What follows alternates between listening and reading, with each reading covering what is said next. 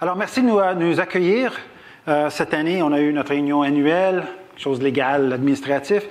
Et il y a 2 semaines, j'étais à Orléans, en Ontario, avec ma femme Lucie, qui est en arrière à la table de livres. Merci, Lucie, de m'accompagner aujourd'hui. Et on a invité une bonne amie à moi, qui était Injubi, à venir parler sur les empreintes humaines avec ceux des dinosaures. Et moi, je les ai vus quand j'étais au Texas. Lui, il a fait la recherche dessus. Malheureusement, il ne parle pas français, il parle juste anglais.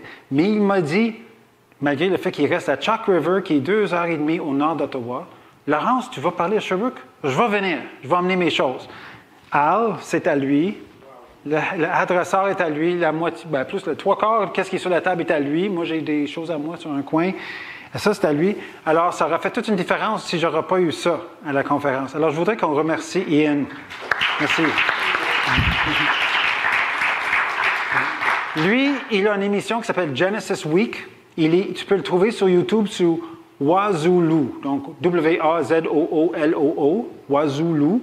Et toutes ces émissions, il y a comme une série de 40 émissions qui s'appelle Complete Creation. C'est c'est excellent sur toutes sortes de sujets, vraiment, vraiment bien présentés. Et donc, il a accepté de venir. Et d'ailleurs, j'ai arrangé pour qu'il va partir rapidement à 5 heures parce qu'il a une autre présentation à faire demain matin à Montréal. Que je dis, mais si tu viens ici, je vais appeler des amis, un autre pasteur à Montréal. Il dit, ben oui, on voudrait recevoir Ian dans une église anglophone. Vous avez remarqué qu'il y a des traces ici. On va expliquer pourquoi il y a des traces en plein milieu de ton église. Ce n'est pas le pasteur qui a marché là, ni Jésus. Ce n'est pas les empreintes de Jésus. Je n'oublierai jamais quand j'étais dans une tournée en Israël. Et quand on était en Israël, il y en a-tu ici qui sont déjà allés en Israël? Alors, il y en a plusieurs. Donc, pour ceux qui sont allés, vous savez, quand vous êtes avec un guide, le guide, il a toujours la réponse. Il dit toujours qu'il connaît tu lui demandes une question, il y a toujours la réponse, même si ce n'est pas la bonne réponse. Il y a toujours une réponse. Et on était sur ce qu'ils appelle le Jesus Boat. Sur le Galilée, ils ont comme un bateau, puis ils te promènent comme Jésus, puis là, on parlait de comment Jésus a marché sur l'eau.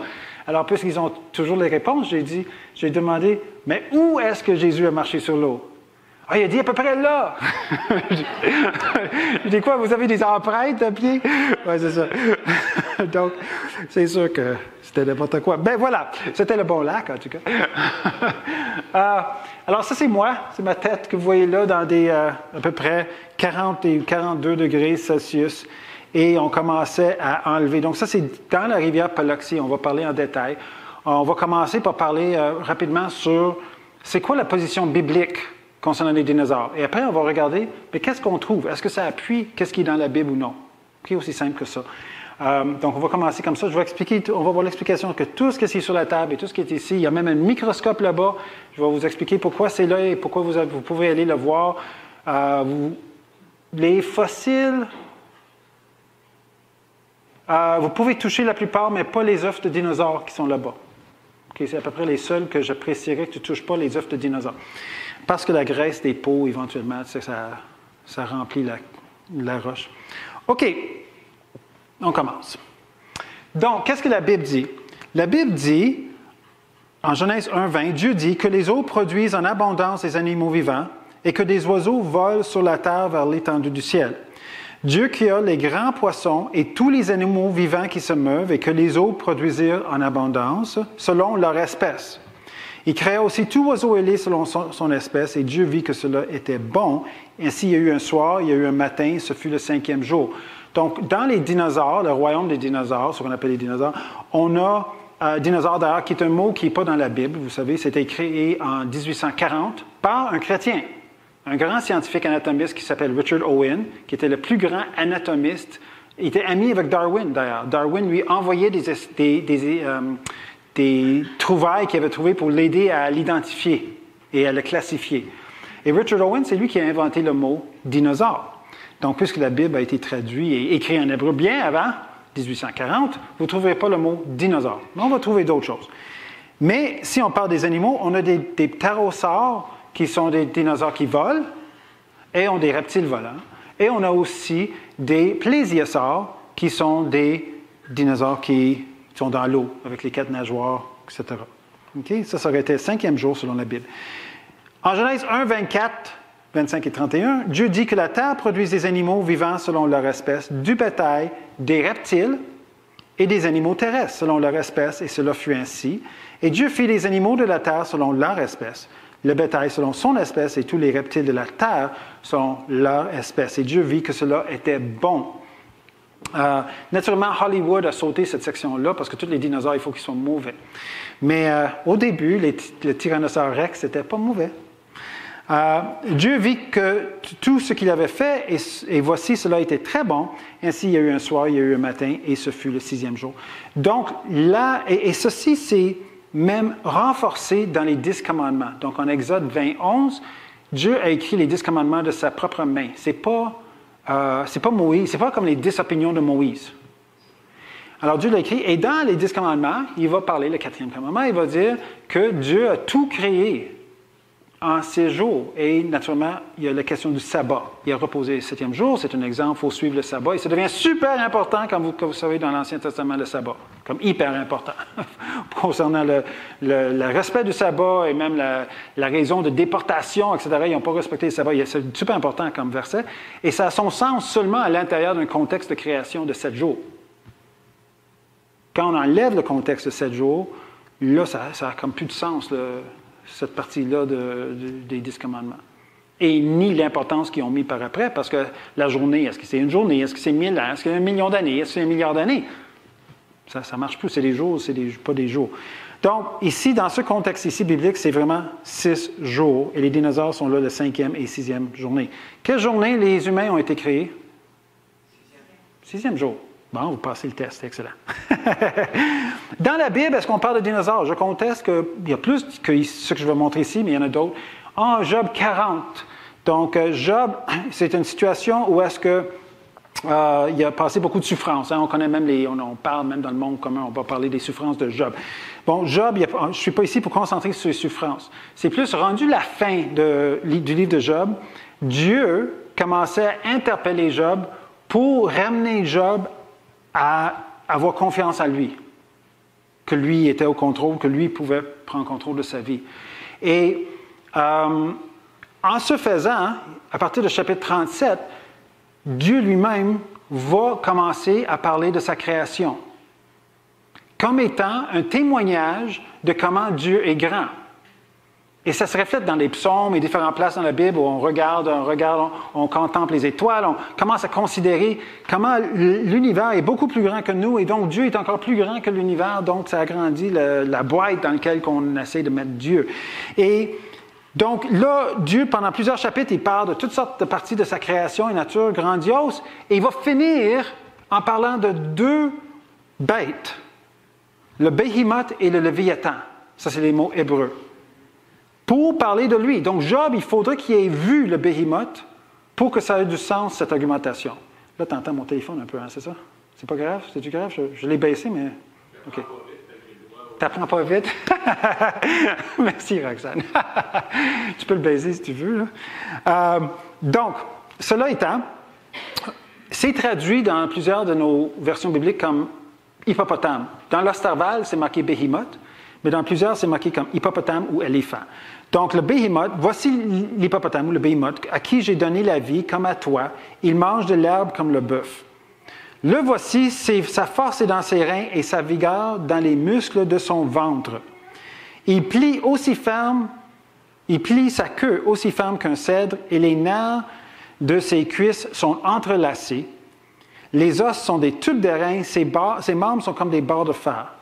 Il se couche sur les lotus au milieu des roseaux des marécages. Que le fleuve vienne à déborder, il ne s'enfuit pas. Que le Jourdain se précipite dans sa gueule, il ne reste calme. On va regarder, on va comparer avec un hippopotame. Les hippopotames ont des gros ventres. Lui, il a un gros ventre. Lui, il a un gros ventre. En fait, pour l'hébreu, quand on parlait de gros ventre ici, sa vigueur est dans les muscles de son ventre, ils sont en train de parler de sa vigueur reproductive. En fait, ce qu'ils sont en train de dire, c'est que les testicules sont à l'intérieur du ventre, comme un reptile. Ce qui l'identifie, c'est on n'est pas en train de parler d'un hippopotame, on est en train de parler d'un reptile en hébreu. Et quand on parle il plie sa queue aussi ferme qu'un cèdre. Mais là, on ne parle pas des cèdres de Québec, on parle des cèdres qui ont fait les colonnes du temple de Salomon. OK, on comprend? C'est quelque chose de plus comme ça. Et quand un diplodocus, et quand on parle d'un diplodocus, ça veut dire 2 poutres, quelque chose qui pèse 70 tonnes, quelque chose qui peut se mettre dans le Jourdain et s'abreuver de toute la rivière. Tu comprends? Le dinosaure, c'est ça qu'il est en train de dire. Il y a 70 tonnes, il a soif, la rivière arrête. Il boit. La rivière, le Jourdain existe aujourd'hui. Il mentionne le Jourdain. Le Behemoth était là dans le Jourdain. OK? Sans ça n'aura pas de sens pour Job. Deuxième animal, et on saute bien les versets, vous pourrez le lire à votre guise en chapitre 40 et 41. 40-20, il va amener un autre. Donc l'autre, ce n'est pas un hippopotame. Le Behemoth, ce n'est pas un hippopotame. En hébreu, ils ne savent même pas comment le définir. Ils vont le définir comme grand bête. Énorme bête. C'est tout ce qu'ils savent. Là, regardons un deuxième. Job 40-20. Prendras-tu le crocodile? Là, ce n'est pas crocodile, c'est marqué Léviathan. Mais on va revenir là-dessus. Prendras-tu le crocodile à l'hameçon? Saisiras-tu sa langue avec une corde? Mettras-tu un jonc dans ses narines? Lui perceras-tu la mâchoire avec un crochet? Le problème en traduisant crocodile, c'était que malheureusement, et ça n'arrive pas souvent dans la Bible, mais ils ne sont pas parfaits, les traducteurs, c'est le pire choix qu'ils ont pu prendre. Pourquoi? Parce que la réponse de Job, c'était supposé être non. Tu te souviens, c'est Dieu qui dit, voici des exemples de qu'est-ce que je peux faire que tu ne peux pas faire, contrôler, quoi que ce soit. Le Behemoth, oublie ça. Là. Le Léviathan, c'est la même chose. Mais ils ont traduit crocodile, sauf que l'exemple ici, prendras-tu le crocodile à l'hameçon? C'est les 4 méthodes qu'on chassait le crocodile dans ces temps-là. Donc, Job aurait dit, ben oui, c'est comme ça qu'on prend le crocodile. Mais Léviathan, ce n'est pas la même chose, parce qu'il va dire, Léviathan, voici, on est trempé dans son attente. À son seul regard, n'est-on pas terrassé? Donc, il n'est pas en train de le chasser. Comprends? Il va dire au Léviathan, tu amèneras ta blonde, le voir, ça qui est marqué, tu amèneras ta blonde, tu ne reviendras pas, là, tu ne feras pas ça. Tu n'iras pas au combat avec lui puis te vanter que tu as gagné. Alors, j'en ai un, il est caché derrière l'adresseur. Merci. L'adresseur. OK, on revient là-dessus. Donc, à taille réelle, en passant. Al est un peu plus petit, l'allosaure, plus petit que sa vraie taille. OK. Nul n'est assez hardi pour l'exciter. Qui donc me résistera en face? Je veux encore parler de ses membres, de sa force et de la beauté de sa structure. Qui soulèvera son vêtement? Qui pénétrera entre ses mâchoires? Qui ouvrira les portes de sa gueule? Donc, on est en train de parler avec des dents tout autour, et ça habite la terreur. On parlait d'une bête qui a une bouche comme une porte. Moi, je conteste que peut-être on est en train de parler de quelque chose comme ça. Un desplatosaure ou un T-Rex, dans la famille des T-Rex, là, comme l'allosaure, et qui a une bouche assez grande, qui a des dents autour, habite la terreur, etc. Et il y a des noms pour ça en Europe aussi, plus récents, mais de cette sorte d'animal, avec les petits bras en avant, gros pattes en arrière, qui fait super peur. Le tyran. Mais regardons, continuons la description. On va voir pourquoi c'est vraiment pas un crocodile. Dans chapitre 41, 9, donc la continuité de la description de Léviathan, ses éternuements font briller la lumière, ses yeux sont comme les paupières de l'aurore. Ses éternuements. Ça, c'est quoi un éternuement? C'est quoi un éternuement, les enfants? Chou. Chou, exact. Ça, c'est un éternuement. Mais imagine que quand tu fais achou, il y a une lumière qui brille. Différent, ça. Et ses yeux sont comme les paupières de l'aurore. Ça veut dire que quand il ouvre ses yeux, il brille, comme si le soleil était dans sa tête en train de se lever. Rappelez-vous, Job n'a jamais entendu de Hollywood.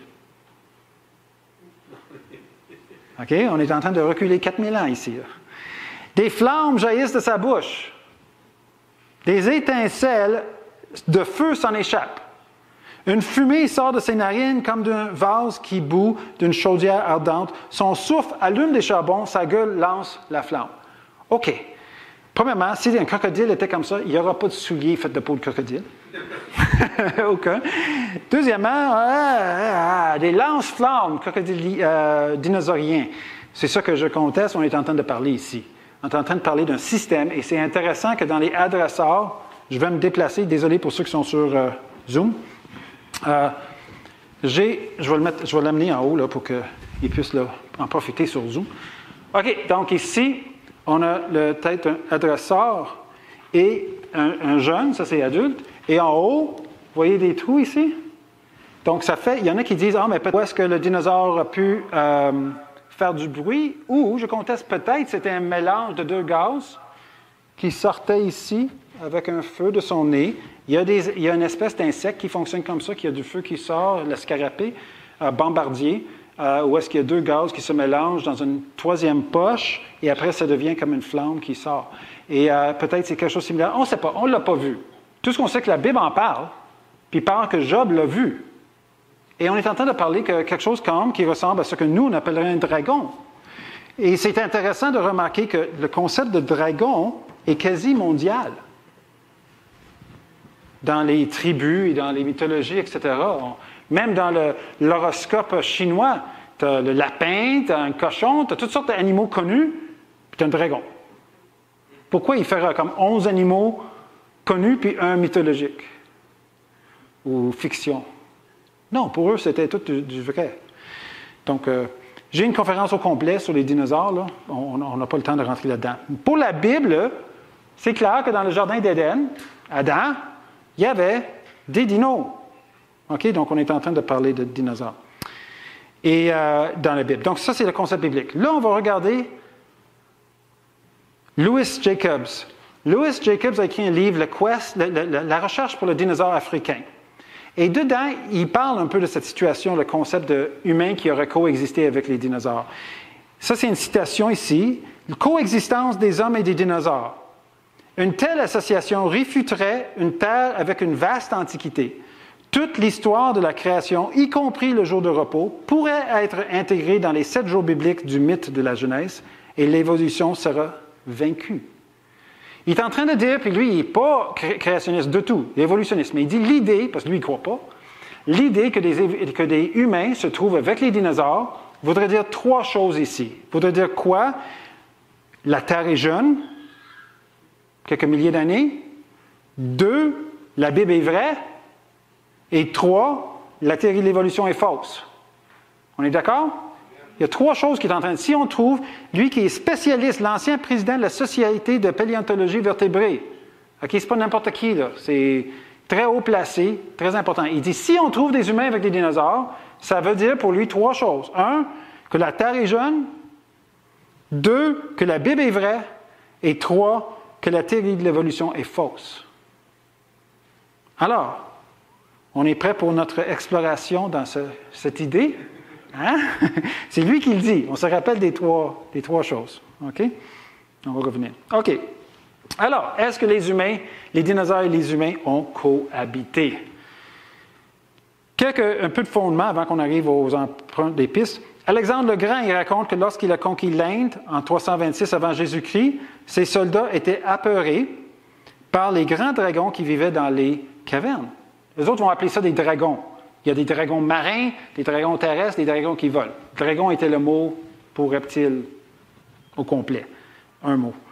Je prends quelques exemples. D'ailleurs, si vous voulez plein d'exemples, ce livre qui est en arrière, qu'on vend, qui s'appelle Dire Dragons par Vance Nelson, qui est un Canadien, qui est allé prendre des photos lui-même de différentes évidences de dinosaures à travers le monde, prendre des photos super. Il n'y a même pas besoin de comprendre beaucoup d'anglais, là. Les images sont tellement évidentes.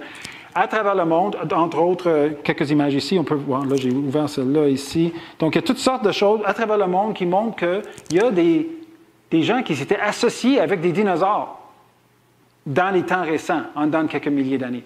Alors ça, vous pouvez le procurer en arrière. J'en parle parce que un de ces photos vient de lui ici. Alors, tu as l'église Carl Cathedral en Angleterre, où est-ce qu'on trouve le tombeau de Richard Bell, qui était un évêque, qui est mort en 1495. Pourquoi ça nous intéresse? Dans le tombeau, il y a différentes sortes d'animaux. Des oiseaux aardvarks, des chauves-souris, des renards, des cochons, comprenez, des ours, des animaux connus, qui sont tous dans le bronze qui fait le tour du tombeau.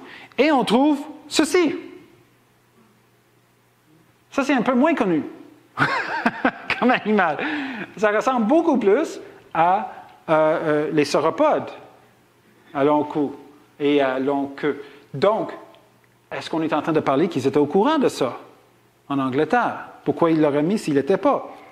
Moi, j'ai fait un voyage en Israël. Je sais que pour vous, ceux qui sont allés en Israël, c'est sûrement de suivre les pistes de Jésus.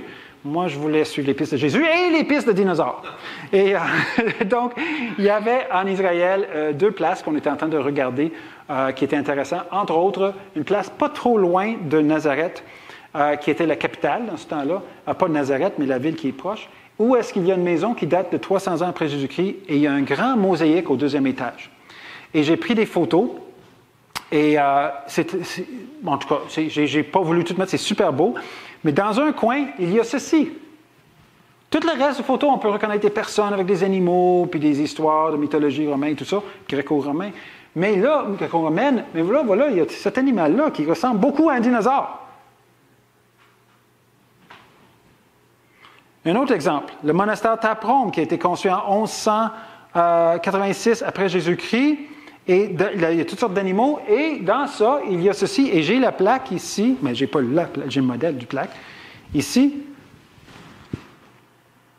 Et cette plaque-là, c'est un stégosaure. Parmi toutes les autres créatures, et vous pouvez venir le voir tout à l'heure, il y a une plaque qu'on monte. Où est-ce qu'on a... Donc, tout à travers le monde, on était en train de voir des représentations de dinosaures comme si c'était leur vécu normal. En Afrique, on était en Cambodge, en Afrique, ça c'est un article de 1810, est-ce qu'il y a un brontosaure en Afrique? Ils vont parler de ça. Et après ça, il y a un livre qui a été écrit par un professeur de l'Université de Chicago. Donc, c'est pas n'importe qui. Okay? Des profs, Dr. Roy Macau, A Living Dinosaur, il parle à la recherche de Mokele Mbembe. Vous pouvez aller sur Wikipédia et écrire Mokele Mbembe maintenant. Mokele Mbembe veut dire celui qui arrête les rivières. Je trouve ça intéressant face à ce qu'on vient de dire concernant le Behemoth en Job. Celui qui arrête les rivières. C'est exactement la même description qu'on vient de lire pour le Behemoth en Job. Donc, ça c'est sa caverne. Et il y a même Bill Gibbons a fait beaucoup de la recherche et c'est un Canadien aussi. Il a même accepté le Seigneur pendant ses recherches là-bas. Le missionnaire Eugène Thomas, il est mort maintenant, Eugène, mais connaissait 2 pygmées au Congo qui disaient avoir tué Mokele Mbembe en 1959. Ils mangeaient leurs poissons. Ça, c'est Bill Gibbons, qui a aussi qui est encore vivant, qui fait encore des travaux, qui a fait plusieurs émissions pour BBC, Mystery Dinosaur, Mystery Monsters, puis autres. Et il dit ces 4 pygmées-là disent avoir vu le Mokele Mbembe. Et donc, ils ont fait plusieurs voyages. C'est quelque chose qui reste beaucoup dans les marais. C'est dangereux, pas parce qu'il est carnivore, juste parce qu'il est territorial. Donc, il garde son territoire, juste comme, je ne sais pas, des sangliers peuvent être dangereux. Vous comprenez? Les hippopotames sont dangereux. Donc, ça ne veut pas dire qu'ils mangent des humains, mais ils vont te tuer, quand même. Et effectivement, les Mokele Mbembe sont dangereux, surtout dans certaines saisons de l'année, où c'est la reproduction. Il y a 3 autres sortes de dinosaures qu'ils ont vus que je n'ai pas le temps de vraiment mentionner. Le Kongomatu, ça c'est quelque chose au Kenya, ça s'appelle le Batamzinga. Au Congo, le Kongomatu, même description, un reptile volant. Et même ils disent qu'il y a une lumière bioluminescente, quand ça vole la nuit, ils peuvent le voir. Même description en Nouvelle-Guinée, qui n'est pas proche de là de tout, l'autre côté du globe. Nouvelle-Guinée, ils parlent du ropen, mais la description qu'ils donnent, c'est la même chose, qui est une sorte de ptérosaure. Cet étudiant, Steve Ramondi, a communiqué pour dire qu'il y avait des telles bêtes dans son village au Kenya. Il se rappelait que leur repas favori était la chair humaine en décomposition. D'ailleurs, ils enterraient leur mort plus profond pour assurer que le Kongomatu n'était pas capable de venir en chercher. Aux États-Unis, on a des dinoglyphes. Donc, c'est des dessins de dinosaures sur les cavernes que les Indiens ont fait. Donc là, on a un ici, vous pouvez le voir. Là, je n'ai pas mon pointeur, mais ça ne fait rien. Vous pouvez voir ici, en haut ici, la tête. Là, on l'a mis noir et blanc pour que ce soit plus clair. OK? Donc ça, c'est un sauropode, mais il y en a d'autres espèces. C'est juste que mon but, ce n'est pas de tout passer à travers ça. Mais c'est-à-dire qu'on pourra parler des heures sur le sujet, c'est dire peu, là, sérieusement. Regardons ici. Ça, c'est un article qui était publié en 2013.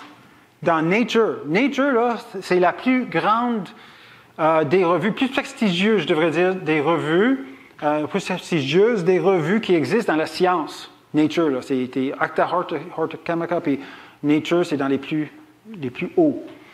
Et ça, c'est publié en 2013. Ils ont trouvé un nid de dinosaure. Ça, c'est le nid, là. C'est le nid. C'est pas une image inventé, là. C'est vraiment un nid avec les embryons dans l'œuf. Avec les couleurs. Le nid de sauropode avec embryons intacts, mais pas dans les strates attendues. Ils n'étaient pas à la place qu'ils s'attendaient dans les strates de roche en termes de la pensée évolutionniste.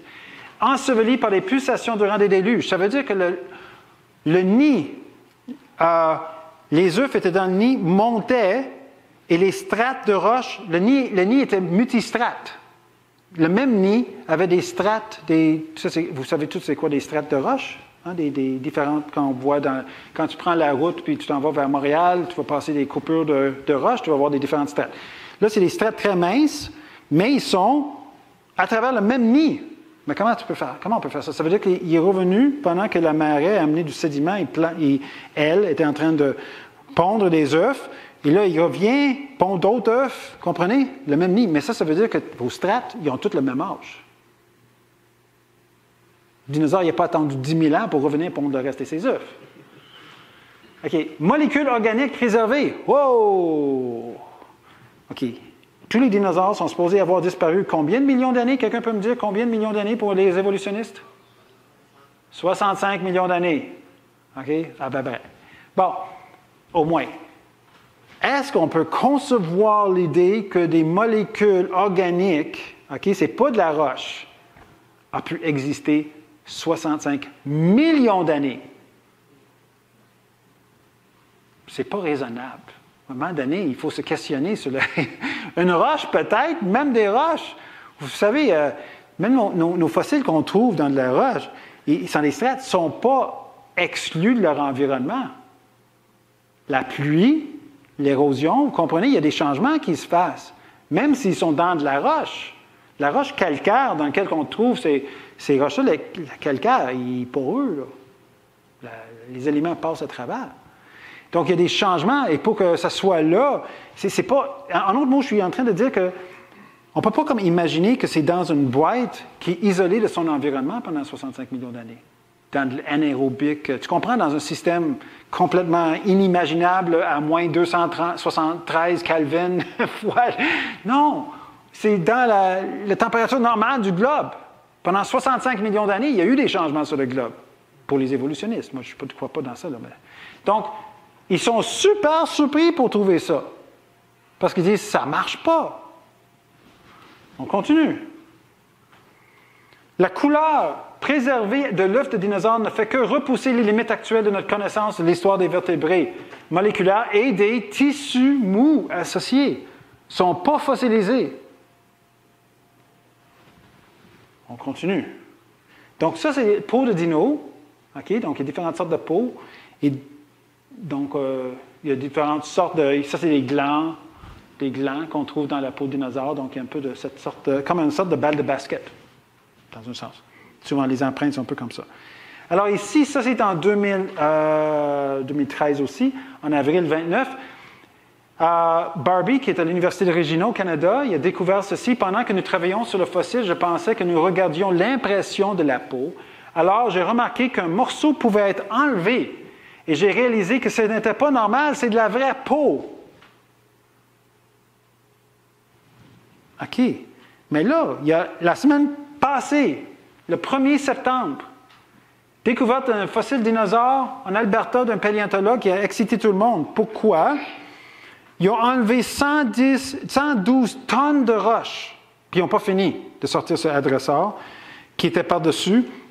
On pense que le squelette au complet est là. Vous pouvez voir des parties de le squelette, vous pouvez voir une partie de la peau. Hein, vous voyez là, la partie c'est comme des petites bulles. Mais donc le temps semble se compresser ici. Je pense que le spécimen a été... Ça, c'est qu'est-ce qu'ils disent dans l'article. Je pense que le spécimen a été recouvert assez rapidement. Déluge. Sinon, il ne serait pas ainsi bien conservé. Expliquait Pickles.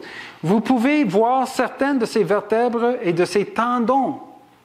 Et une fois que vous vous rapprochez, vous pouvez voir certaines de ces écailles. La peau sombre et écailleuse a une texture semblable à celle d'un ballon de basket. C'est quelque chose de vraiment spécial. Vous ne trouvez pas des choses comme cela très souvent sur le terrain. Donc là, encore là, ça pose la question. Ce dinosaure-là, qui est supposé avoir au moins 60 millions d'années, qu'est-ce qu'il fait avec la peau organique. On continue. Mais ce n'est pas vrai que c'est si spécial.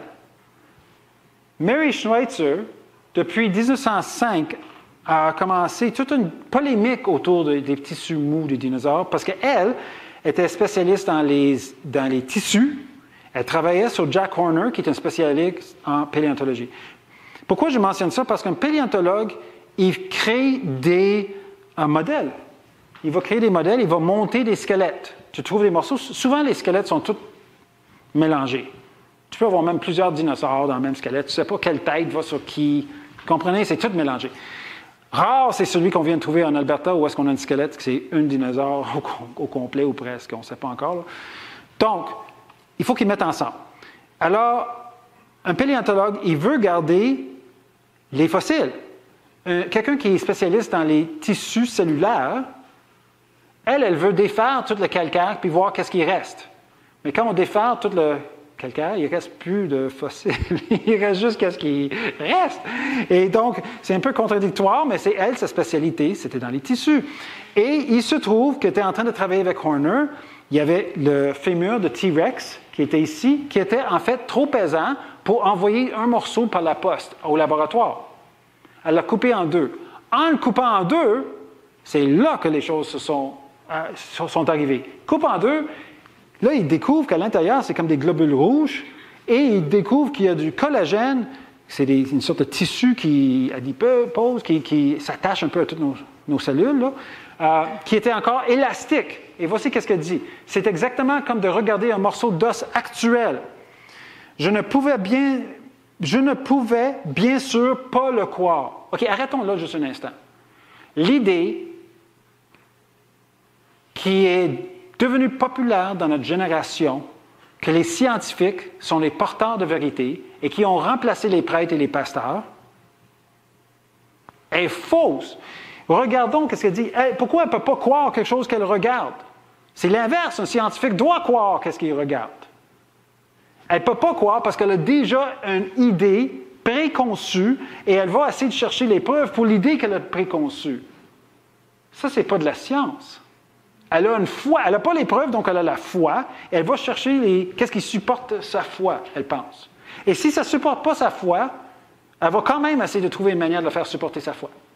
OK?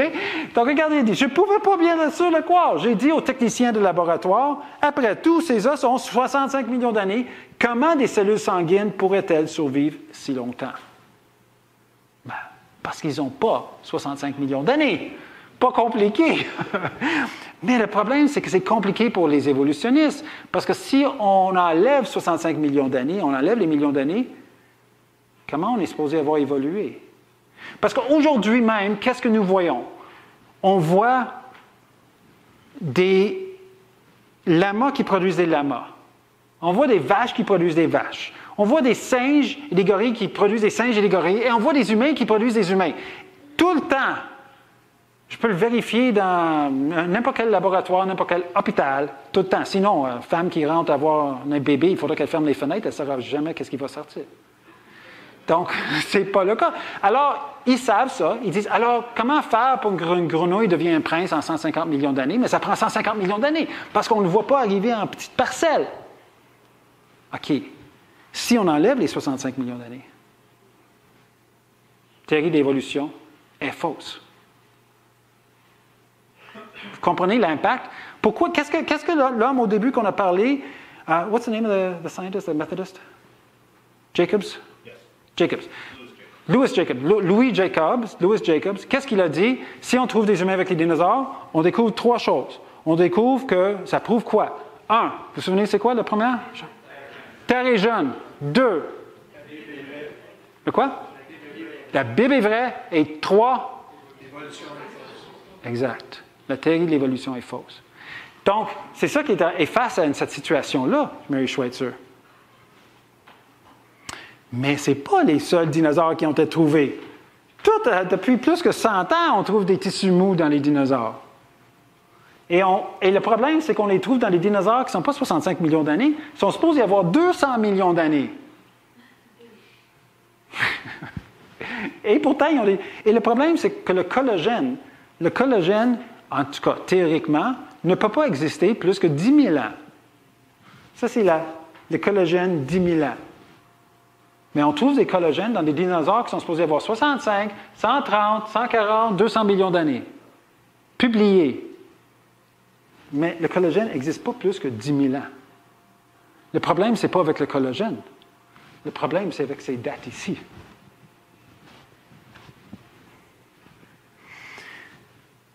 Mark Armitage, il publie cette incroyable image. Il était spécialiste, il est chrétien aussi, spécialiste dans les laboratoires microscopiques.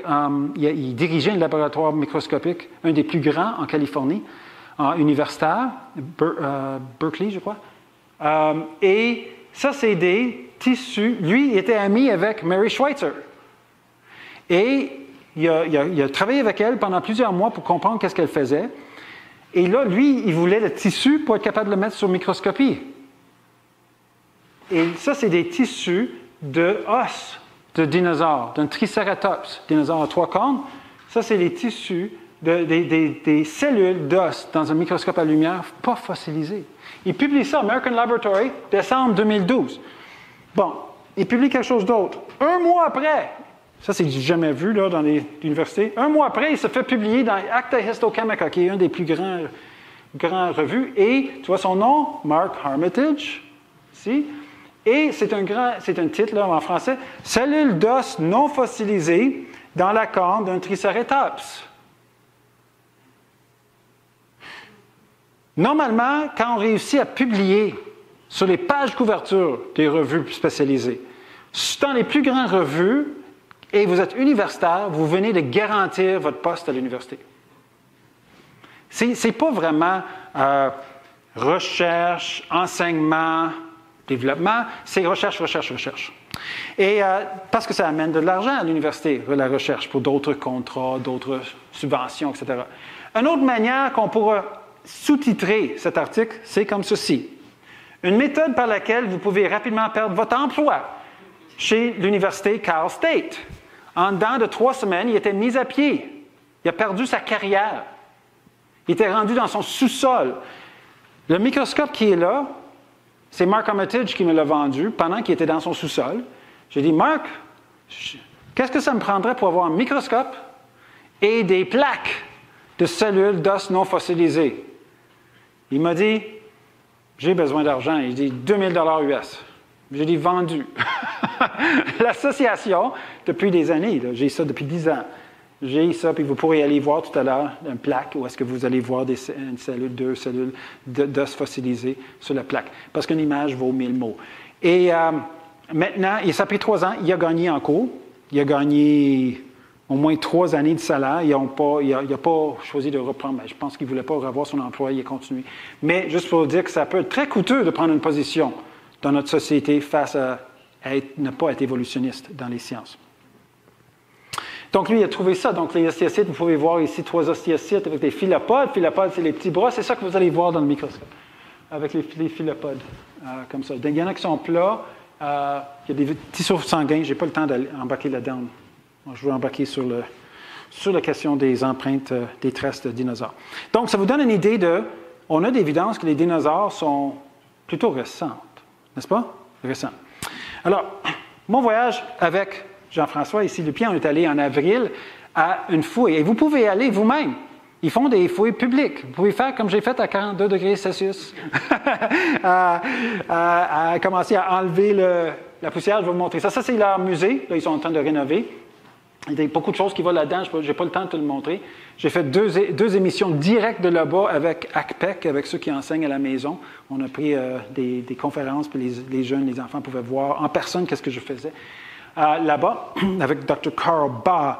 D'ailleurs, c'est drôle, mais il y a comme 3 semaines, c'était dans les nouvelles. On a parlé de la sécheresse qu'il y a eu au Texas et comment les pistes de dinosaures s'est dévoilées. Ça vient de l'article, mais ça, c'était à quelques pieds en amont, à quelques mètres d'où est-ce que moi j'étais, quand j'étais là-bas, que Jean-François et moi j'étais. Donc, c'est ça qu'on voyait. Et ça, c'est du calcaire, la rivière, et il y a du calcaire ici, on va en parler plus tard, c'est plus dur. Il y a comme une croûte plus dure où est-ce qu'on trouve beaucoup moins de traces. En dessous de ces traces-là, c'est où est-ce qui vient la plupart de ce que vous voyez ici. Donc ça, c'est des traces dinosauriennes. Et il y en a plusieurs sortes. Il y a des sauropodes qui sont ronds, il y a des ptérosaures qui sont un peu comme en V et qui vont dans tous les sens, dépendant de où est-ce qu'on est sur la rivière. Et ça se trouve aussi dans le parc. Okay? Pour eux autres, c'est tout dans le Crétacé. Ça veut dire que c'est supposé avoir entre 65 à 120 millions d'années. Tout ce qu'on trouve là doit avoir cet âge-là pour un évolutionniste. Okay? Pour le dinosaure, ce n'est pas un problème. Alors, pour commencer, on a fait de la bonne science. Le Canadien était le seul prêt à enlever ses pieds et marcher dans la boue. Tous les Américains, oh non. Moi, c'était un champ à côté du musée. J'ai dit, mais là, il voulait prendre un contrôle. À quoi a l'air une empreinte de pied humain quand on marche dans de la boue? Parce que si on va parler des empreintes humaines, les dinosaures ont fait ça dans de la boue. C'est comme marcher dans du ciment mou. OK? Alors, à quoi? Parce que on a des idées à quoi ça a l'air quand on met une empreinte de pied dans du sable. Hein, quand vous êtes sur une plage, c'est assez clair, mais du sable, ce n'est pas la même chose que de la boue. Et quand j'ai marché dans la boue, ce qui arrive, c'est qu'on a tendance à glisser. On a tendance que quand on se lève le pied, il y a une succion qui fait que le bout en dessous, il n'est pas la même forme complètement de mon pied, il va lever à cause de l'arche. On a tendance des fois, on a les empreintes d'orteils, des fois non, parce que des fois, ça a trop glissé. Et généralement, les pieds sont toujours plus grands que... Bien, tout le temps. La taille était plus grande que mes vrais pieds parce qu'il y a eu un mouvement dans le bout pendant que j'avance. OK? Ça aurait été pire si je courais, là. Mais là, je ne courais pas. J'avançais juste vite. On a fait plusieurs séances, puis ils ont mesuré, etc. Ils ont mesuré mon pied.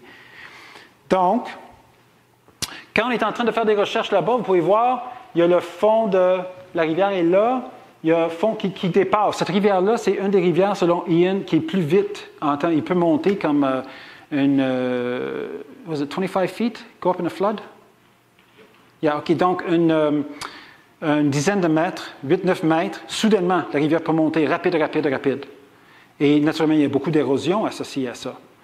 Et des fois, ces plaques de roches qui sont très grandes, ils peuvent être même un peu comme nous avec la glace. Tu sais, quand la glace s'accumule à la fin de l'hiver, tu as des forces de l'eau qui mettent les morceaux. Mais les autres, c'est de la roche. Et la roche est soulevée au complet. Et des fois, ça dévoile. Donc ici, il y avait des traces de ptérosaures, en fait, qui vont aller sous ici, puis sous la prochaine. Donc, je faisais partie de l'équipe qui était en train de les nettoyer pour faire des moules.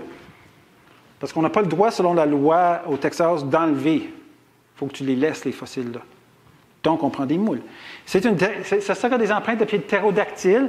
Donc, ils ont une membrane ici. Les deux orteils sont plus proches. Donc, ça fait comme 3 orteils. Comme ça, là.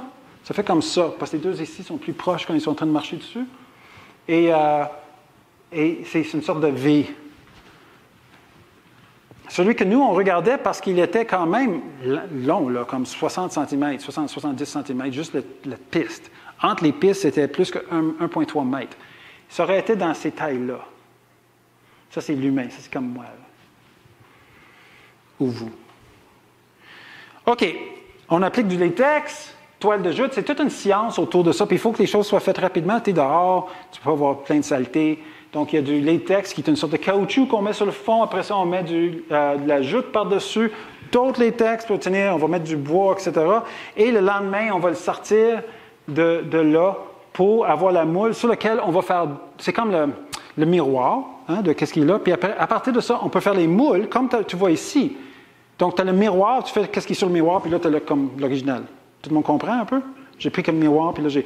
Donc, c'est comme ça que Ian aussi a fait les moules qui sont ici. Donc, on n'a pas les vrais fossiles, ils sont là. Mais vous avez des moules qui sont faits de la même manière. Et vous avez ici comme la piste, vous pouvez voir la trace, là, ici, qui sont assez profonds. Ça, c'est quand même intéressant quand tu regardes la profondeur, parce que ça pourrait représenter 10 000 ans pour les évolutionnistes. Mais là, c'est le même dinosaure qui a fait la même trace.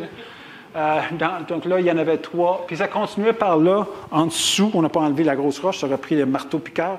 Puis ça continuait de l'autre côté. Donc, il y avait comme une piste. D'ailleurs, sur place, il y a les plus longues pistes au monde de dinosaures, de suite. Et les plus longues pistes humaines. Donc là, parlons quelques instants sur les empreintes. C'est une empreinte de quoi, ça? Chien? Dog? Oui. OK, donc oui, et vous n'avez pas besoin d'un cours universitaire pour le savoir. On est capable de reconnaître c'est quoi des empreintes des empreintes de différents animaux. Lui, c'est quoi? Celui qui est à gauche? Oui, pied de... comme nous. Nos pieds ne sont pas pareils à des singes. Les singes ont des orteils qui vont sur le cou. En fait, ils ont 4 mains. Ils n'ont pas 2 pieds. C'est un des grands changements qu'il faut avoir si vous allez dire que votre ancêtre vient des singes. Si vous allez sur theovox.tv puis tu regardes le panel, il y a 3-4 semaines, j'ai fait un débat avec Jean-Jacques Crèvecoeur et le journaliste Sylvain Laforêt. Et vous allez voir que j'ai parlé un peu de cette problématique parce que je lui ai demandé l'évolutionniste, mais dis-moi, qu'est-ce que ça prend d'aller singe à homme? Il n'était pas capable. Les gens racontent des histoires, là, mais tu leur demandes des détails, ils n'ont pas le moindre idée. Donc là, je les ai expliqués pour lui. Je lui ai dit, voici qu'est-ce qu'il faut changer. Puis une des choses qu'il faut changer, c'est les mains en pied. Des gros changements, là. Alors, le pied humain est très spécifique. Donc, tu as une boule, tu as une arche, tu as le talon, tu as les orteils, grands orteils, 5 orteils. On est tous d'accord? Ça, c'est une empreinte. Donc, si on trouve quelque chose comme ça avec des humains, on est en train de parler avec des humains qui marchent avec des dinosaures. S'ils sont dans les dinosaures. Ça, c'est un grand chat. N'est-ce pas? Piste de 24. Supposé avoir 110 millions d'années. C'est une sorte de problème, là. OK? 110 millions d'années. Vous pouvez le voir ici. Ça a été découpé là, pour faire de la recherche. Je vais vous montrer ce qu'ils ont fait. Parce que les évolutionnistes disent, c'est parce que quelqu'un a voulu frauder les évolutionnistes. Les créationnistes qui ont beaucoup trop de temps sur leurs mains sont allés couper des sculptés, avec beaucoup de détails, sculptés malgré toute la roche qui est par-dessus. Là. OK. Alors, comment vous pouvez répondre à ça? Bien, vous coupez. Et là, vous pouvez voir qu'il y a une compression de roche. La compression, parce que quand on marche dans la boue, ça va comprimer la boue en dessous. Là, il va durcir, il va garder l'empreinte de cette compression. Alors, quelqu'un qui coupe ne peut pas créer une compression. C'est déjà de la roche. Donc, vous êtes en train de parler d'une empreinte qui a été faite sur place. Alors, ce chat, qui n'est pas supposé exister il y a 110 millions d'années, parce que les mammifères ne sont pas arrivés encore. Les évolutionnistes, les dinosaures. Oublie le film de Ice Age, là, où est-ce que c'est tout mélangé. Moi, j'aime Ice Age à cause de ça. Mais pour les évolutionnistes, ils ont les dinosaures. Après ça, les mammifères vont arriver. Après ça, les mammifères vont se tanner de ta table, ils vont devenir des baleines. Ce qui veut dire que l'ancêtre du baleine, c'est comme un chameau. Hihi. OK.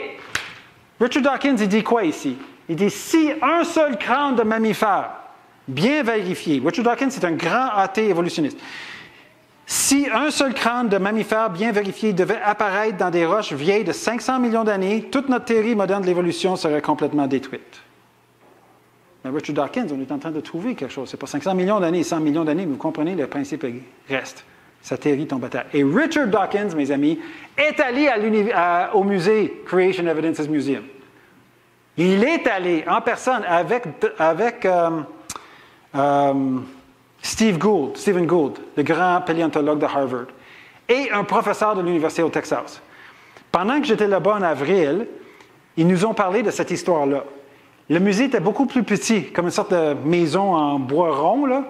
Et quand ils sont arrivés, Carl Baugh, Dr. Baugh, était parti faire une présentation à Dallas.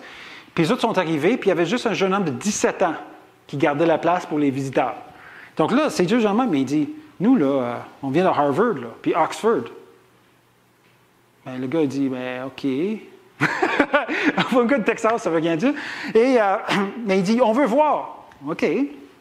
Donc là, il les a présentés, puis chaque chose qui est présentée, entre autres, le dog track, qui on va parler dans un instant ici, le cougar et le doigt, on va parler, mais je ne t'en parlerai pas, mais juste te dire qu'il y a à la même place, tout dans le Poloxie, dans le caca, on trouve un doigt fossilisé, ou l'empreinte d'un doigt fossilisé humain. La réponse à ça, c'est « impossible ». Et la deuxième chose qu'ils ont dit, c'est pas de la vraie pierre de la Crétacé. Sauf que le prof de l'Université de Texas, il dit, je ne comprends pas qu'est-ce qu'on voit, mais c'est vraiment de la roche calcaire du Crétacé. Donc, Dawkins a écrit ça, ayant vu l'évidence, mais l'ayant refusé. Intéressant, hein? Ils ont gardé la vérité captive. C'est un verset biblique en Romains. Donc, ça, c'est une empreinte de pied humain. D'autres choses, si c'est très mou, quand on prend l'empreinte de pied, on peut avoir la boue qui revient en partie et couvre une partie. Donc, ce n'est pas toujours net clair, les empreintes humaines, parce que la boue peut le couvrir. Bon, ayant dit ça, dans la piste, dans la Poloxie, il y a une centaine de pistes humaines, dont plusieurs sont avec les dinosaures. C'est tout dans le même strato de roche. Tout le long de cette rivière ici, et plus loin aussi, il y en a d'autres, et il y a une PAC. The park is up here, right? Up here? OK. Il y a une PAC. Dans le PAC, on trouve ceci. Donc, c'est une empreinte. Is this a size 5 or something? You don't know. C'est une empreinte d'enfant. Qui pense avoir un pied grand comme ça, là? Qui voudrait essayer de mettre leur pied dedans? Il faudra enlever les souliers. On va essayer. As-tu? Petit pied. Ça a l'air pas mal gros pour ça. Tu peux venir essayer. Toi, tu pourrais essayer. Viens essayer. Mets ton pied dedans. Oh, c'est l'autre pied, oui. Toi. Oh, c'est pas mal proche, ça. Wow! En fait, le talon sera là. Regarde, c'est exactement son pied. Est-ce qu'il y a 100 millions d'années? 100 millions d'années. Oui. Toi? Ah, toi, tu es un peu plus grande. Oui, c'est un peu plus grand. Mais lui, c'est parfaitement son pied. OK, super, merci. Bravo. Alors, son pied, il vient de le mettre dedans, c'est exactement la forme. La taille, ça rentre exactement comme son pied. Et ça, c'est trouvé dans le parc national. Pas dans le parti Poloxie où est-ce que moi j'étais, mais c'est toujours question de Poloxie. On a un petit article ici là-dessus. Il y a une histoire là-dessus qui est intéressante, que je n'ai pas le temps de raconter concernant la tentative des évolutionnistes de détruire des preuves, qui a du rapport avec ça. Mais cela étant, donc on va parler, je ne peux pas parler de tout, je vais parler des Taylor Trail, on va parler de Becky, Clark, je pense que c'est tout. Puis on a le... Ah oui, on a lui aussi. On a un autre qu'on va... Where was this one, though? The Burdick Trail. Was it in here? Where's Burdick? No, it's way downtown. Ah oui. OK. Le Burdick, qui est celui-ci, il est plus loin dans le village de Glen Rose. Donc, c'est ça. Il était trouvé sous un pont dans le village. Alors, premièrement, ils ont bloqué la rivière, ce qu'on n'a pas besoin de le faire maintenant. Et là, vous voyez des pistes. Entre autres, une des choses pour des pistes humaines, c'est quoi? Gauche, droite, gauche, droite. Droite, gauche, vous comprenez? Donc, un suivi comme ça indique qu'on est en train de parler de quelque chose de bipédal. OK, ça c'est important. Et on va commencer par parler du piste de Becky qui est ici. Donc, Becky est là. Donc, la piste est ici. Et là, qui a une taille 9? Qui a une taille 9 comme pied? Y a-t-il une femme ici qui a une taille 9? Viens. Viens ici. On va tester son pied. On va voir. It would go this way, right? If she's going to use her, she's coming from that side. Donc, vous voyez, juste que c'est là un instant, le piste de dinosaure, peut-être que vous ne le voyez pas, je vais le montrer ici, sur l'écran avant. Comment vous vous appelez? Caroline. OK, avant que Caroline mette son pied dans une trace de dinosaure. OK, on a ici, ça c'est la trace de dinosaure. OK? Donc, vous voyez, tu as les 3 points, right, Lian? Les 3 points. Tu as la trace de dinosaure à 3 points. OK, ça c'est la trace de dinosaure avec les doigts. Mais à l'intérieur, il y a quelque chose d'autre que je vais mettre à l'écran, puis après ça, Caroline, on va voir si on est vrai dans la taille de ce pied-là. Oups. Il y a ça. Donc, qui croise dans l'autre sens. C'est une taille humaine. Donc, viens ici. Il faudra enlever la sandale. Et on va mettre, ça c'est ton cheville, donc comme ça. On va le mettre plus bas. OK, tu vois la cheville? C'est ici, là? Oui, ça serait l'autre pied. L'autre pied, OK. Oui, tu es capable? Oh, regardons ça! Wow. Vous voyez? C'était Caroline. Elle a marché avec des dinosaures il y a 60 millions d'années. Bravo. Merci beaucoup. On l'applaudit. Merci. Donc, tout à l'heure, on le mettra à terre. Vous pouvez essayer. Marchez pas dedans, là. Mais vous pouvez essayer votre pied. Comment il est resté jeune de même? Oui, c'est ça. Exact. Donc, le piste Taylor que je vais montrer, il y a comme une série, j'ai toutes sortes de notes ici, là, dont on va parler du numéro 3. Et ça, c'est le piste Taylor qui est au centre, OK, qu'on a mis ici. Alors, c'est pour ça qu'on en parle un peu plus ce soir, cet après-midi. OK, donc dans les traces, il y a des empreintes. Vous pouvez voir ici l'empreinte humaine à l'intérieur de l'empreinte de dinosaure. Donc, on va vous montrer ça. J'en ai un plus clair. Donc, ça aussi, il y a des empreintes humaines. Il y en a que quand on les... OK, premièrement, pour enlever l'empreinte, tu as le calcaire, tu enlèves la partie dure du calcaire, tu as une partie... c'est pas que c'est plus mou, c'est que c'est moins... c'est pas comme du ciment solide. Là. Comme en haut, il y a comme une plaque qui est comme solide. En dessous, c'est comme plus friable. Et il y a beaucoup d'argile dedans. Il faut enlever l'argile pour arriver à l'empreinte. Mais c'est une rivière. Donc, le problème, c'est l'érosion. Pendant qu'il était dans l'argile, il était protégé. J'enlève l'argile, là, l'eau monte, puis il n'est plus protégé.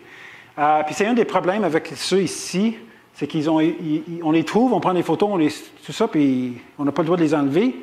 Donc, ils ont tendance à changer avec l'érosion. Puis on va perdre la définition des empreintes de pied, etc. Mais pas partout. Pas partout. Donc, la piste avait l'air un peu comme ça. Qu'est-ce que vous voyez ici? Je vais le montrer plus clair. Il y a en fait deux sortes. Il y a le piste humain et dinosaure qui va comme ça. Puis là, il y a un autre dinosaure qui va comme ça. Puis il va marcher dans le piste. Ça, c'est les pistes ici. Dinosaure et humain. Et dans ce cas-ci, et ce que vous voyez à terre, c'est une suite. Et ils ont tous des noms. TT, ça veut dire à partir de 1, il y a TT+, puis TT-. Taylor Track, les pistes de Taylor. Et donc, chaque piste avait son propre nom. TT-4, plus 1, plus 2, etc. Ça, c'est l'empreinte de pied qui est à l'intérieur et qui n'est pas partout pareil. Celui qu'on a ici, c'est le TT, c'est le moins 3. Where's minus 3? Moins 3. It's the minus 3B. Where's the minus 3B in this? Oh, here it is. C'est celle-là. OK? Donc, lui, c'est celui qu'on a ici, qu'on va parler, que vous pouvez... Il est pesant, là. Mais l'empreinte de pied humain est ici. Et ça, c'est l'empreinte de pied de dinosaure est ici. OK? Et on peut voir même comment le sol, le dinosaure a mis dedans, ça va compresser la boue va monter, il va redescendre un peu. Mais ici, c'est clairement les 5 orteils, dont j'ai une autre image ici qui le montre clairement.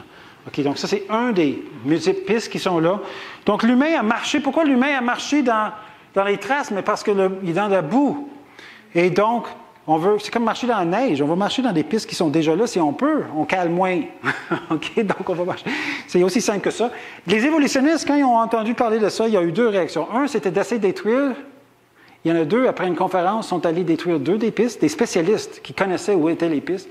Quand ça a été découvert, ils sont allés détruire 2 des pistes, entre autres lui, mais il y en avait d'autres, donc ils ne pouvaient pas toutes les détruire. Et l'autre, c'était juste de dire, mais c'est le talon.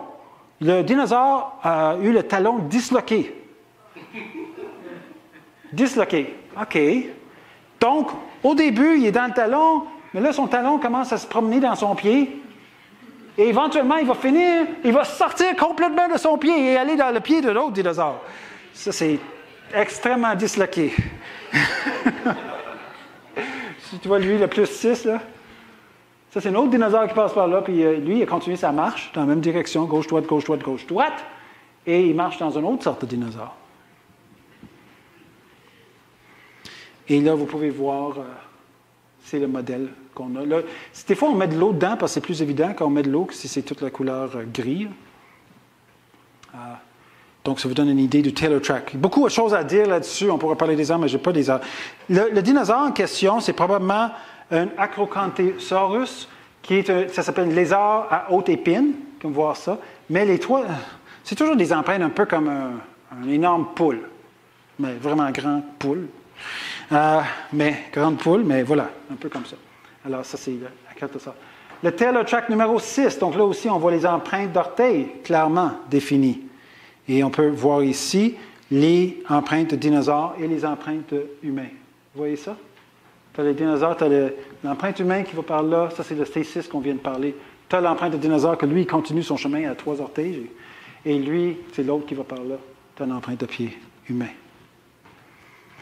Qu'est-ce que Jacobs a dit que ça fait avoir des empreintes de pieds humains avec les dinosaures? Ça fait 3 choses. Première chose, c'est la Terre est jeune. Deuxième chose, c'est quoi? La Bible est vraie. Des 6 jours de la création, n'est-ce pas? 7 jours, il a même parlé. Et 3, fatigué. 3, c'est la théorie de l'évolution est fausse. OK. Donc, là, on a le DELK. Moi, j'aime beaucoup le DELK. Parce que ça, je ne sais même pas si j'ai besoin de dire quelque chose concernant le DELK, qui est ici, que vous voyez ici. Il y a une empreinte de pied humain. Claire, une piste. C'est clair, humaine. L'orteil, le premier orteil est profond. Il y a toutes sortes de choses pour dire là-dessus. Pourquoi le deuxième orteil est plus haut? Parce que le deuxième orteil est plus sensible. Quand vous marchez dans n'importe quoi, bout qui est comme ça, votre deuxième orteil va se lever parce que c'est lui qui est le plus sensible de vos 5 orteils. Et donc, puis aussi, ça, c'est une succion. L'affaire ici, c'est quoi? On remarque que c'est le dinosaure, il a marché dans l'empreinte de pied humain, pas l'inverse. Donc, dans ce cas-ci, les humains sont venus avant les dinosaures. OK? Alors, ça, c'est le piste DELK. Il a été analysé avec un scanner sur place. Et encore là, on peut voir comment, la partie foncée, là où c'est plus comprimé, on peut voir comment il y a des évidences de compression, sauf dans le talon. Mais on pense que le talon, une des raisons qu'on ne voit pas les compressions, c'est parce que le dinosaure marchait plus sur les orteils. Sauf des fois quand il était glissant. Bon, ça, c'est le piste Clark. Une piste de 8 traces. L'impression d'orteils sont très claires.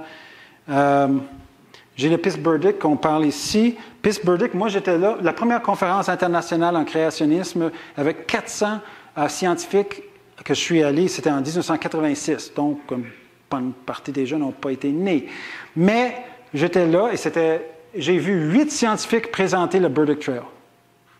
Ils l'avaient découpé parce que c'est tellement clair, c'est humain. La seule affaire, c'est que c'est grand.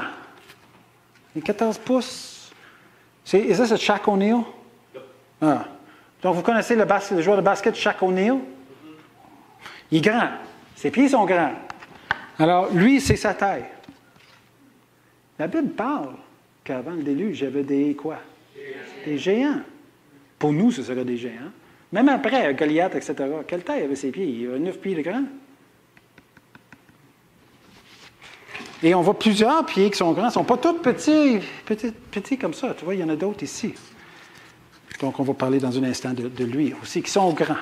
Mais c'est typique dans le monde des fossiles de trouver des choses qui sont plus grands que maintenant. Un castor, 2 mètres, par exemple. OK, ici aussi, on voit les compressions dans le Burdick. Le Zapata que j'ai là-bas, ça c'est Don Patton, Dr. Don Patton. Ça, c'est resté là parce qu'ils ont pris un scie à diamant, ils ont cassé 2 scies à diamant. En essayant de le sortir, ils n'ont jamais pu le sortir. C'est en Nouveau-Mexique, ça reste là. Ils n'ont pas pu le sortir, il est encore là. Lui, c'est dans de la roche très claire, très définie, là, comme empreinte de pied que j'ai ici en bas. Vous pouvez voir sur la table tout à l'heure. Alors, dans l'article qui a été écrit là-dessus, il appelait ça un problematica. Un mot latin pour dire quoi? Problème. OK. Donc, j'arrive à la fin. Ian, j'ai une question pour toi. Je vais juste présenter 2 choses ici, puis pour que tout le monde ne demande pas, je vais juste présenter quelque chose. Ça ici, c'est des modèles qui viennent du même musée où j'étais, là. Ces 2 choses ici. Ça, c'est un pot qui est trouvé dans le charbon, qui est supposé avoir 300 millions d'années, et un marteau. Ce marteau-là est intéressant parce qu'ils ont coupé et ça rouille jamais. Et ils pensent que c'est parce que ça a été fait dans des environnements complètement différents avant le déluge, où est-ce que la pression atmosphérique était plus haute, etc., etc. Il ne rouille jamais. Ce n'est pas la même composition de métal que nous avons aujourd'hui. C'est intéressant, on l'a amené pour ça, il y a le doigt. Qui sait c'est quoi ça? Ça, c'est juste pour le fun. Là. Qui sait c'est quoi? Oui, j'ai entendu quelqu'un... Quoi? C'est pas une météorite? Ah non, c'est pas une météorite. Bonne idée? C'est de la roche? Non, c'est un fossile. Mais... Qui est de la roche? Mais c'est de la roche, oui, mais c'est pas une roche. C'est un fossile, vous savez. Bon. Alors, j'aime plus le donner à quelqu'un avant. Pour voir s'ils peuvent voir c'est quoi, qui... Ah. Bon, alors, on va regarder plus proche. Là, vous pensez c'est quoi? Vous pouvez passer à votre soeur, votre ami. Qu'est-ce que vous pensez c'est? Bon. Oui, ça va pas. Brownie chocolat. Ouais, dinosaure, pourquoi pas? Qu'est-ce que vous pensez? Ça, c'est de la bouse de dinosaure. J'aime ça que les gens ont touché avant que je le dise, parce qu'après ça, ils touchent jamais. C'est de la bouse de dinosaure fossilisée. Je me souviens, dans une conférence, j'ai passé, il y avait une jeune femme qui était là. Je dis, je ne sais pas c'est quoi, c'est la bouse. Ah! Je l'ai dit tout de suite. OK. L'autre que je veux montrer qui est important, j'aurais pu mettre des diapos, mais je n'ai pas mis de diapos. Parce que ça fait partie de la recherche que l'association de... Avant, on s'appelait l'Association de sciences créationnistes du Québec, donc ASCQ. Maintenant, depuis 2 ans, on est Association Création et Sciences. On a payé pour avoir un vertébré d'un adresseur. Basant sur le fait qu'on est créationniste, on s'attendrait que si on datait cet os de dinosaure avec du radiocarbone, qu'on trouvera des dates. Normalement, le radiocarbone, il n'y a plus de date après 50 000 ans. Donc, on ne date jamais les os de dinosaures parce qu'on croit déjà qu'ils ont 60 millions d'années avec du radiocarbone. Et il n'y a pas d'autre méthode pour dater de la roche sédimentaire parce que radiocarbone, c'est organique, n'est-ce pas? Carbone, organique. Mais que ce soit du potassium, uranium, plomb, n'importe quoi, ça dépend des minéraux. Et dans une roche sédimentaire, donc ça vient du bout du sédiment, c'est un mélange de roches. Donc, quand vous datez une roche, vous ne savez pas quelle roche vous êtes en train de dater. Alors, nous avons pris un échantillon. Nous avons fait attention de ne pas dire à l'université que c'était à partir d'un dinosaure, parce qu'il ne l'aurait pas daté. Et on a fait ça 5 fois, avec 5 os différents. Et ça, c'est l'université de Géorgie. On a enlevé le nom que nous sommes donné, qui n'avait aucun rapport aux créationnistes. Naturellement, il ne l'aura pas fait. 28 à 30, celui-là, c'est 32 000 ans. Ils avaient tout avait entre 28 et 32 000 ans radiocarbone. Pourquoi c'est important? C'est supposé y avoir 65 millions d'années. J'ai une preuve que ce n'est pas 65 millions d'années. Et on l'a répété 5 fois. Il y avait du carbone dedans significatif. Ce n'est pas 6 000 ans. Il y a une raison pourquoi ce n'est pas 6 000 ans. Il y a des problèmes avec le radiocarbone. Après 2 000 ans, ça commence à dévier à cause qu'il y a beaucoup, beaucoup de changements durant et après le déluge qui ont affecté la vitesse de la radioactivité, etc. Cela étant, 28 000 ans, 32 000 ans, les dinosaures ne sont pas supposés être ici. N'est-ce pas? On est d'accord? Sauf que j'ai les preuves. Et je l'ai amené dans le débat que j'ai fait à Théovox. Je dis, regarde, j'ai les preuves. Personne d'autre amène des preuves à leur table. Moi, je suis créationniste. Moi, j'amène des preuves. Je ne suis jamais sur le défensif. Au cas où vous pensez que c'est ma façon de me protéger contre les évolutionnistes, c'est en fait un couteau qui m'a été fait par un ami en Alabama qui est spécialiste dans les procédures pour couper les silex, Tim Baker. Et il y avait une roche d'une fémur de tyrannosaure. Il m'a fait la manche à partir d'une fémur de T-Rex. Et il y a même un peu de rouge que vous pouvez voir. Ici, il n'y a pas beaucoup de lumière, mais il y a un peu de rouge que vous pourrez voir qui sont le rouge du sang. Donc, s'il vous plaît, n'utilisez-le pas sur personne. C'est juste là à vous regarder. OK. Donc, ça, c'est notre adresseur qui est une version adulte énorme qui nous a amené à l'ossard. Si vous voulez prendre une photo avec Al, comme mettre votre tête. Bon, les dents, là, sont un peu pointues. Donc, si par erreur, vous cognez sur les dents et vous saignez, appelez-nous rapidement. On veut prendre une photo, parce que ça fait longtemps que les allosaures n'ont pas attaqué les humains. Mais... oui, je suis compassion. Hein? OK, donc, on a fait le tour. Ah oui, le dernier. Un dernier, puis après ça, on conclut. Ian, explique-moi ceci ici. Je vais traduire. I'll translate. Okay. Tell me about this. That is the Clark track. Ceci est la piste Clark. And it was named after Professor M.E. Clark. Nommé après le professeur M.E. Clark. And the toe, Et l'orteil, the large toe, le grand orteil, apparently when it lifted out of the mud, quand s'est soulevé de la boue, it actually sucked up some, la succion a fait que la boue a monté ici, which then hardened into a bulge in the big toe. qui est devenu une boule, une sorte de ça a remonté la boue ici. Anything else you want to say about the cup? That was part of a right-left sequence of Ça faisait, 8.